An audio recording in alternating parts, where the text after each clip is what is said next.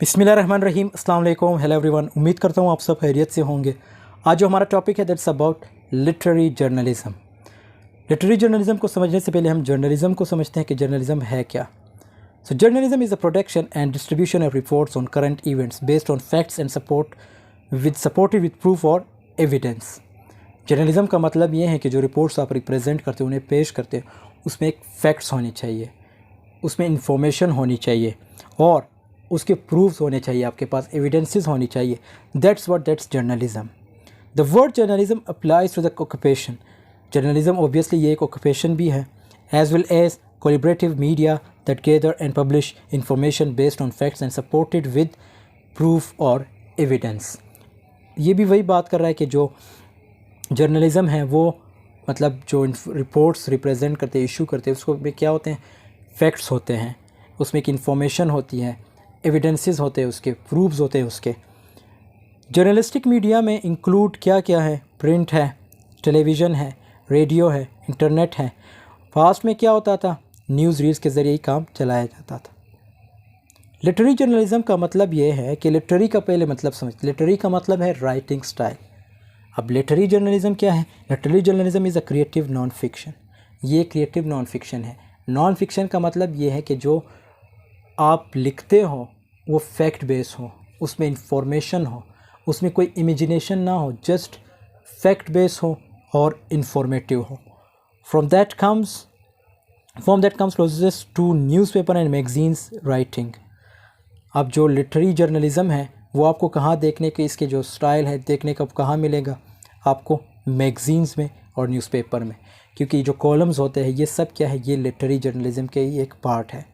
It's a fact driven and research requires research and often interviews. इसमें obviously एक deep research होती है।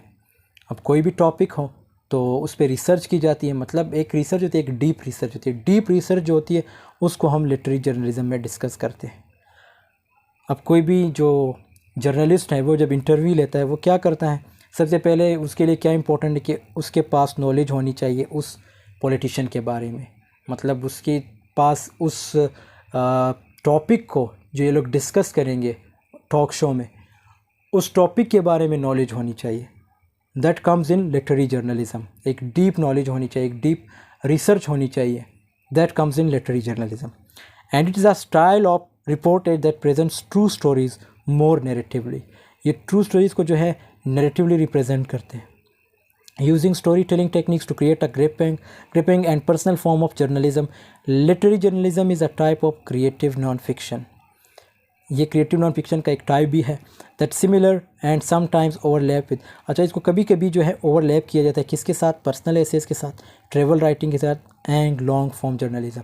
Overlap का मतलब ये है कि एक चीज़ का बढ़कर दूसरी चीज़ को डांक लेना, उसको हम ओवरलैप कहते हैं। Literary journalism is sometimes called, ये इसके डिफरेंट नाम्स हैं, immersion journalism, narrative journalism and docufiction, new journalism and creative non fiction, because it requires a closer more active relationship with the subject and with the people. तो ये भी यही बात करें कि आपके पास एक डीप नॉलेज होनी चाहिए जिसके साथ, जिस सब्जेक्ट को आप डिस्कस करते हो या जिन लोगों के साथ आप डिस्कस करते हो। The literary journalist is exploring like journalistic writing. The literary journalism piece should be well researched, focused on a brief period and concentrate on what is happening outside of the writer's small circle of personal experience and feelings. So it means कि जो भी आप किसी के साथ discuss करते हो उसकी एक जो है रिसर्च, वेल रिसर्च होनी चाहिए, और उसके साथ साथ क्या होनी चाहिए कि जो राइटर है, राइटर के जो है फीलिंग्स और पर्सनल एक्सपीरियंस को जो है मतलब देखना होता है। ये क्या है, ये सब हम लिटरेरी जर्नलिज्म में ही करते हैं। और लिटरेरी जर्नलिस्टिक जो है मीन्स जो लिटरेरी जर्नलिज्म है उसके जो वर्क है, लिटरेरी जर्नलिस्टिक राइटिंग जो है आजकल बहुत ज़्यादा कॉमन है और इसकी जो है डिमांड भी बहुत ज़्यादा है, क्योंकि हर कोई जो है जो लिटरेरी जर्नलिस्टिक नहीं हो सकता। Literary journalism is a form of non fiction that combines factual reporting with some of the, ये एक और डेफिनेशन है, ये आप लोग देख लीजिएगा, पढ़ लीजिएगा इसको। और इसके बाद the term literary journalism is sometimes used interchangeably with creative non fiction. तो इसको कभी कभी जो क्रिएटिव नॉन फिक्शन के साथ इंटरचेंज भी किया जाता है। More often however it is regarded as one type of creative non fiction, लेकिन इसको कंसिडर किया जाता है कि ये क्रिएटिव नॉन फिक्शन की एक टाइप है। Highly regarded literary journalist in the US today include, ये कुछ जर्नलिस्ट है जो यूएस में है आज भी लिटरेरी जर्नलिस्ट है। तो ये उनके नाम हैं, ये आप लोग पढ़ लीजिएगा। अगर मैं पढ़ूँ तो वीडियो फिर ज़्यादा लंबी हो जाएगी। ये एक एग्जांपल है लिटरेरी जर्नलिज्म के।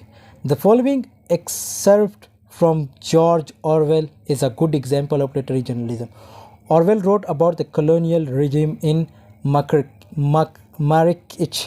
His father was a colonial officer, so Orwell was confronted with the reality of empire from early age, and the experience is reflected in his literary journalism piece Marrakech.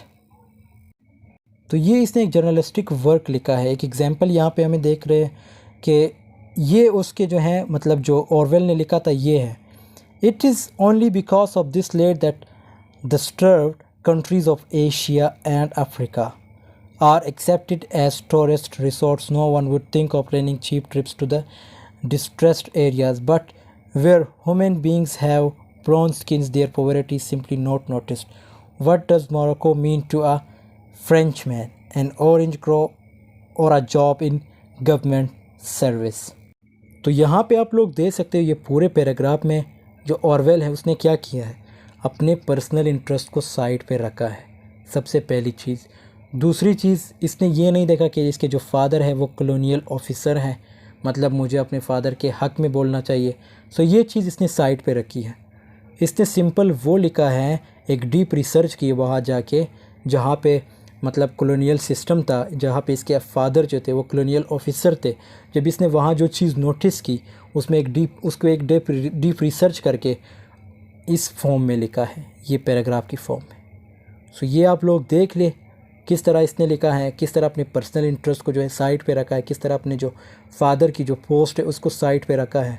ये नहीं कि अपने father के हक़ में बोल रहा है या जिस कंट्री से इसका ताल्लुक़ है उस कंट्री के हक़ में बोलेगा, मतलब ये सब चीज़ें इसने साइड पे रखी है। Orwell is not writing a reflective personal essay about this. तो ये उस बात की एक्सप्लेनेशन दे रहा है जितने भी उसने वो पैराग्राफ में लिखी थी कि इसमें जो है इसने अपने पर्सनल एसे की बिल्कुल ज़िक्र नहीं किया। मतलब जो चीज़ें बताई गई हैं वो फैक्ट बेस है, रिसर्च बेस है, और ये नहीं कि एक मेमोयर इसने लिखा है या पर्सनल एसे लिखी है इसने, बिल्कुल उनसे हट के हैं। ये सिंपल एक रिपोर्ट है जो एक डीप रिसर्च पे कंसिस्ट है और इसने इशू की है। Literary journalist face a complicated challenge. They must deliver facts and comment on current events in way that speak to much larger big picture truths about culture, politics and other major facts of life. तो ये भी यही बात कर रहे हैं कि जो लिटरेरी जर्नलिस्ट होते हैं उनको क्या होता है, उनको क्या करना होता है, उनके पास मतलब जो नॉलेज वो डिलीवर करेंगे वो फैक्ट बेस हो, उसमें एक डीप रिसर्च होनी चाहिए, और साथ में वो रिपोर्ट किसी भी चीज़ के हवाले से होती, culture, politics and other major facts of life. Literary journalists are if anything more tied to authenticity than other journalists. Literary journalism exists for a reason to start conversations. Characteristics of literary journalism. अब ये 4 characteristics है इसके। The first one is written information chosen from the real world but not invented from the writer's mind. All that the writer writes has to be something that existed in the real world.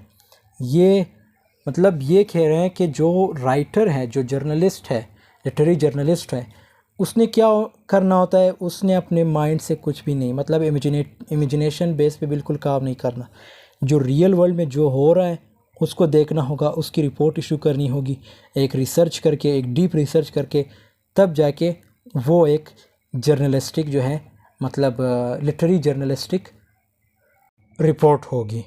दूसरा point हमारे पास है, the writer has to take into consideration the scene. मतलब उस writer की जो है पूरी कंसिडरेशन होनी चाहिए उस सीन पे या उस टेक्स्ट पे या उस टॉपिक को जो ये लोग डिस्कस करेंगे ऑनलाइन या ऑफलाइन या जो ये लिखेंगे, उसकी जो है मतलब एक पूरी जो है कंसिडरेशन हो चाहिए, कंसंट्रेशन जो होनी चाहिए। The subject matter has to be well researched. This is the main point. जो आप डिस्कस करते हैं या जो आप लिखेंगे in the form of written और spoken, that should be well researched and accuracy has to be adhered to. उसमें एक एक्यूरेसी होनी चाहिए। Thanks for watching. I hope this video has been helpful for you. Video पसंद है तो ज़रूर like comment share कीजिएगा। मिलते हैं नेक्स्ट वीडियो में, तब तक के लिए अल्लाह हाफिज़। Take care of your self.